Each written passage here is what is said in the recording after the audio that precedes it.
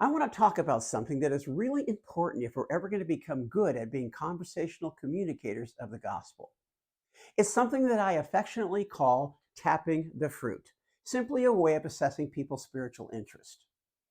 I live here in the state of Florida, and there are orange groves everywhere.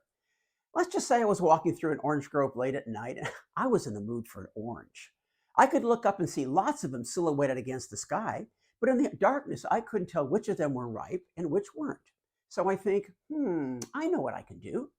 As I'm walking through the grove, I can extend my arm upward and just start tapping some of the lower hanging fruit. If it's ripe, with maybe just a little tug, it'll fall right into my hands.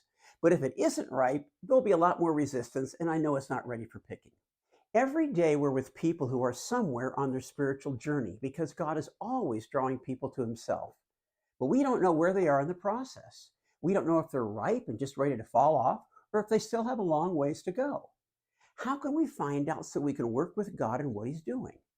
We've got to learn to tap the fruit. Not whack it with a 10-pound Bible, but just kind of a gentle tap. And here's what I mean by that: being intentional about bringing spiritual things into conversations.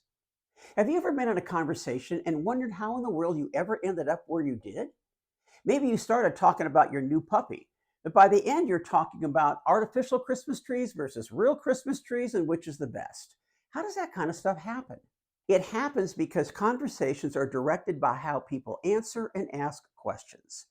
So let's see how this works in assessing someone's spiritual interest. Let's start with answering questions. We all know that any question can be answered in a variety of ways. And we're all actually pretty good at this because we use selective answers all the time to reveal only what we want people to know. And that answer just might direct the conversation. Let's say you're in a conversation with someone and they say, so what did you do last weekend? Not an unusual question for a Monday. Now think of all the ways you could answer that, all being true, of course, depending on what you want to reveal. I went bike riding with the family.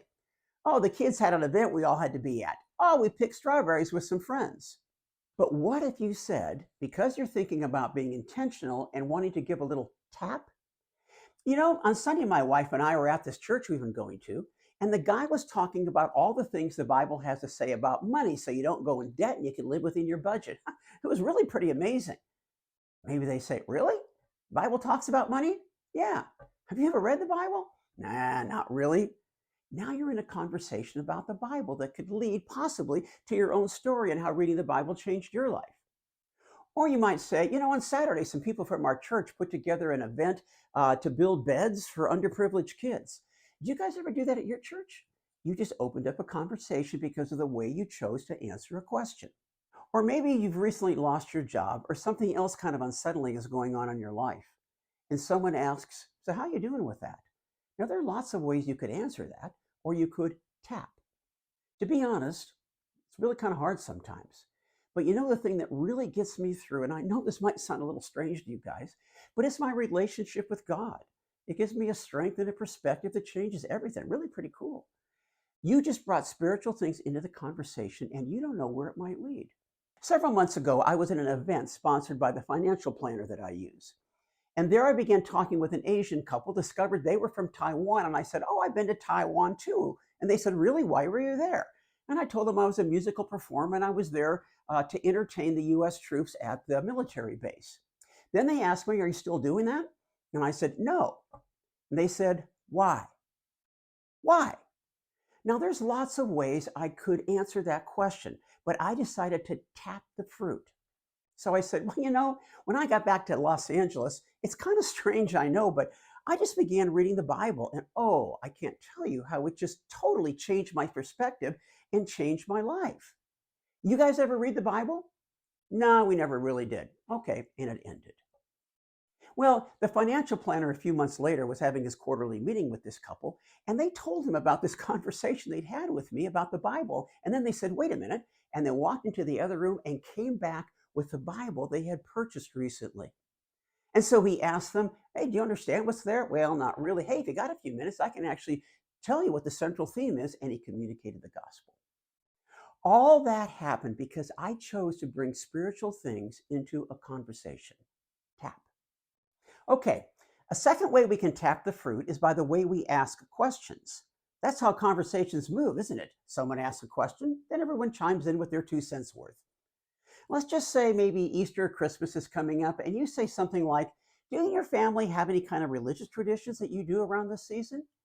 You just brought up spiritual things in the conversation in a very casual, unoffensive way. You have no idea where it's going to go. Maybe they say, "No." And then you say, "Did you ever?" "Well, yeah, we used to as a kid." "Oh, well, then why did you stop?" "Well, because of da da da da da. And I used to believe the Bible, and I don't anymore." "Oh, really? How come?" Now you're into talking about the Bible. You don't know where any of this is going to lead, but what you did is bring spiritual things into the conversation by asking a question. That's legal and that's acceptable. Or maybe some Christian personality has just been exposed in a scandal and the conversation turns to hypocrisy. Tap. You ever wonder if there's a difference between religion and true Christianity? This is again a great time to use your own story if it relates, which there's a good chance that it does because hypocrisy could have been an issue with you. Maybe there's a headline of a religious motivated war going on in the world, and you ask, "Why do you think the religions are always doing this kind of stuff?" That could open up your story because in Jesus you found a difference. You could say something like, "I used to think that was the same, but I discovered in Christianity something different, da da da da da." This is not being pushy, it's just conversations. The key to everything is just observing and listening. Because as you do, you'll find all kinds of opportunities to tap the fruit and bring spiritual things into the conversation if you're intentional. It's just talking, and we're all pretty good at this. And like everyone else, we have thoughts and we have opinions that we can throw out. That's what conversations are. So be proactive. Tap the fruit to assess where people are in their spiritual journey. And it just might lead to another conversation and another as the fruit continues to ripen. And as you begin to do this, and as it becomes more natural, you'll be surprised at how many people are interested in spiritual things as God is drawing them. They just don't have anyone to talk to. So join the adventure of working with God as He's drawing people to Himself. Tap the fruit, and you'll have stories to tell.